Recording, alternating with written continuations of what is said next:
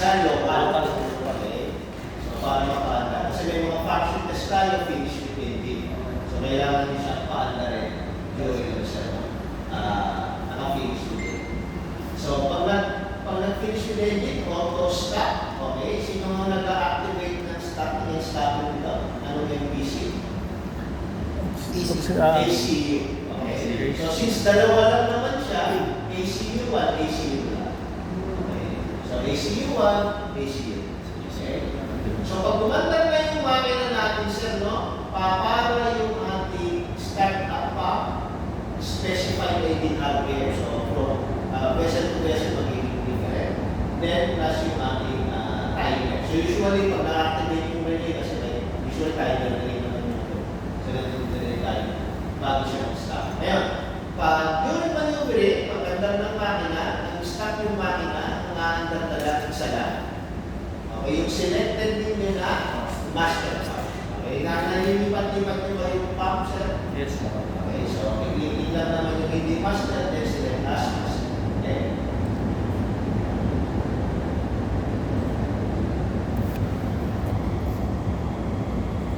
So, pag-stop natin yung engine, or mag-finish with engine tayo, no? So, mapara yung ating engine dito pa. Sorry, yung ating start na pump. So, finish with engine, so automatic, stop yan. Ngayon, pag nag-start tayo ng makina, okay? So, irregardless kung ilan yung hydraulic pressure ninyo dito sa, no? Nasa program na pagkakitang standby, dalawa yung makina. Okay, ang reason dyan, sir, is building up pressure. No? Kasi mag-start kayo sa zero eh.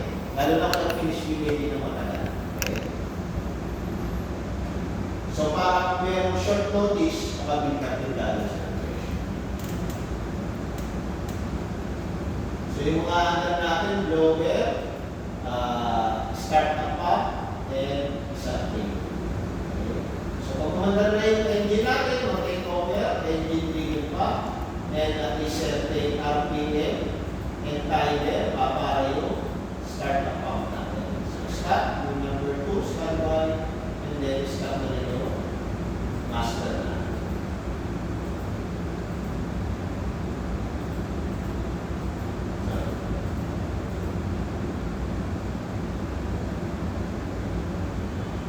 So, start engine natin. So, pag kumara, isang pump na lang yung maandar siya, no? Yung master na lang. Okay, ngayon, kapag nagkaroon tayo ng 10-15 bars deviation between set point and yung actual pressure natin, no?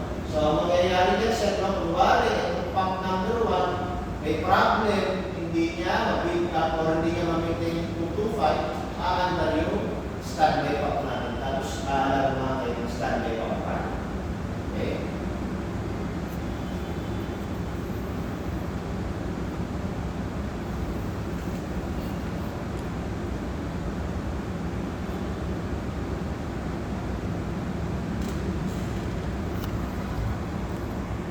Alright.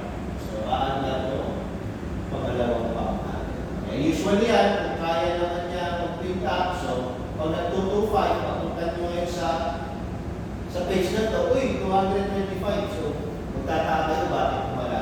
Okay, so ito yung trigger. Okay. So, paminsan-minsan during maneuvering, no, kailangan i-check mo na rin yung pressure ng pump kung ilan yung nabibigay niya. Kasi, dapat laging within plus or minus 3. So, kung kunwari sir, no, na 220 na yan, pag nakapara yung makina, o 200, or greater than 210 pa. Okay, basta bumaba tayo ng 221. Okay? So, ibig sabihin, sir, kailangan nyo lang i-adjust yung pressure relief valve ng bomba. Para hindi na kayo mag-move dun sa ganun.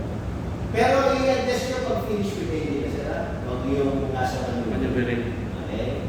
Or, ang pwede nyo gawin, pwede nyo naman ilipat sa pump number 2 yung master. Baka yung pump number 2 kaya na, para hindi na lalabas yung alarms. Okay? So, after you finish with the engine, adjust as required. Okay? So, yung nandun sa group, messenger namin, nagkaroon sila ng problema, 185 layo na siya. So, pag umatang na lang yung pump number 2, nagiging okay. Basta yung dalawa. So, tinanong ko dun sila, sir, no? Kung yung number 2 lang ang umaanda, kaya ba? Hindi rin, sir. So, ibig sabihin, kahit alin sa dalawa, okay, nagiging 185 yung pressure. Ngayon, recommend naman magpalit na pump. Ganun pa rin, sir. Okay, so, minsan kaya na meron dito si Maker eh. Okay, depende kung sino yung meron o yung retanong na service engineer. Pero dapat yun, pinag-build up pressure test muna kayo. Okay? May ituturo ako mamaya yung build up pressure. Pag hindi na makuha sa adjustment ng pressure yung valve, then balik na mo. Again, kung yung isang pump nakaka-build up ng mabilis at yung isang pump na may issue ay talagang hindi maka-build up ng mabilis. Okay? Any questions, sir?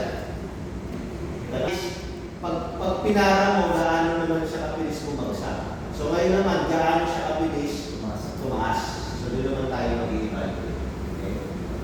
Any question with regards dito sa startup pump natin? So 4 yan. So doon sa ating system drawing, ito yung set, no? Ito yung sa pump, sa startup pump. So ito na yung discharge line niya. At ito naman sa discharge. Yung sa engine pump ko, hindi sa pump na nakabit, no? Dito sa block. So ito yung tatlo, non-return valve. Tapos yung isang malaki ito, may non-return valve. Okay?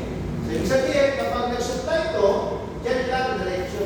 Yung walang balik dito yung sa engine. So pag nag-supply na ito, sir, okay, at medyo tumaas na yung pressure niyan, umaandar na ito sa maneuvering, so usually halos wala na supply dito. Dito na lang. Not unless, hindi siya makapag-supply ng 2 to 5. Pwede siya mag-contact. Pero usually, hindi na. Kasi kaya naman ito yung tatlo. Okay? And at the same time, sir, no, yung inyong pump, the startup pump, maliit yung pump niyan. Okay? Kung makikita niyo naman yung inlet pipe niyan, ganyan lang, no?